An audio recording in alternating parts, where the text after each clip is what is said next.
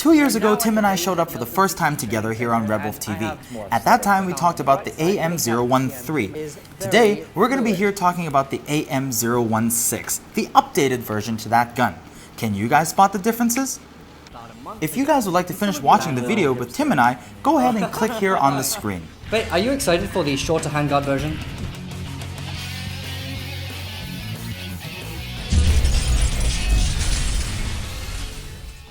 Hi guys, it's Mark here from RedWolf TV for another review. Today we're going to be talking about the natural evolution of this gun, the AM-013, into this one, which is the AM-016. Both guns actually look quite similar. They're both relatively fast-firing AEGs, and they both sport the same color scheme, tan and black. But are these two just the same gun in a different body?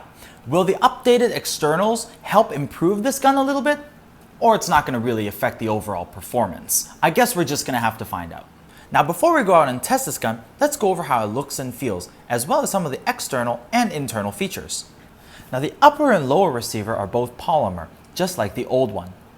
The rail is also substantially slimmer than the previous version, making it easier for people to grip with smaller hands. You'll see the rail and overall length of this gun is longer than the previous.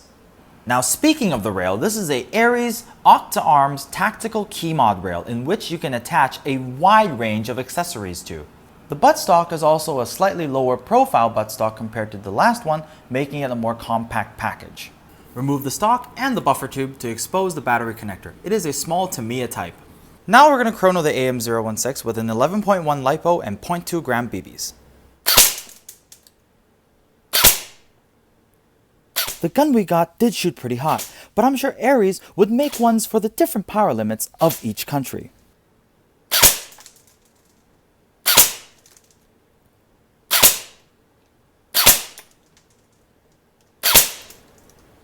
And it averages out at around 435 FPS.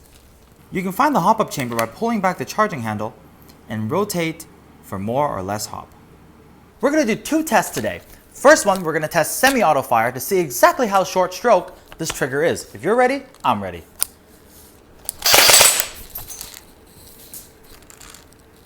So we can see the trigger was extremely short stroke, very responsive, as well as the fire selector, very solid, quick flick to the semi-automatic fire, and it fired really, really nice.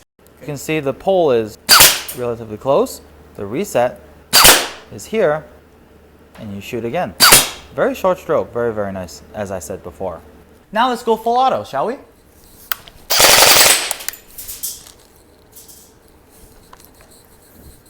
Full auto was very good, extremely responsive once again on the trigger, and the fire selector was fantastic.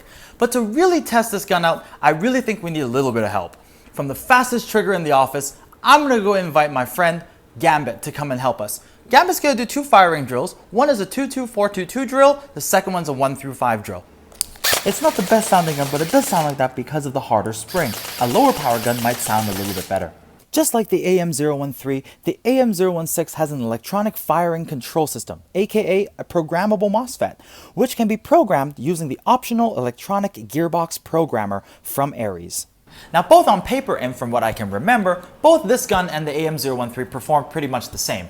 However, there are features on this gun that I really do prefer over the last one, and of course vice versa. There are things on this one I really didn't like.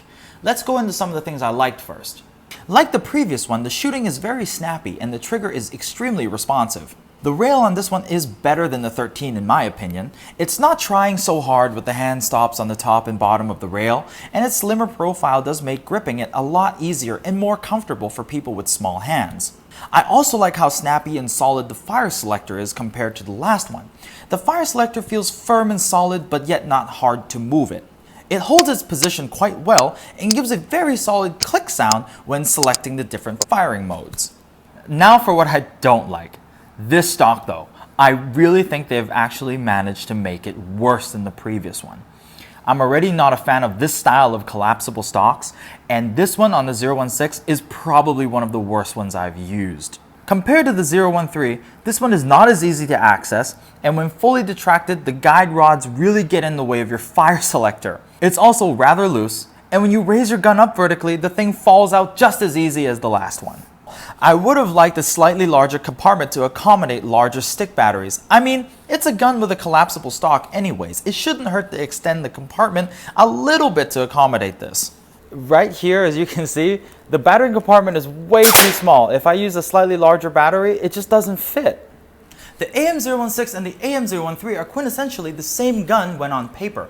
However, do the updated externals and ergonomics on the AM-016 justify an upgrade for existing owners of the AM-013? That's something you guys might have to put into consideration when looking at this gun.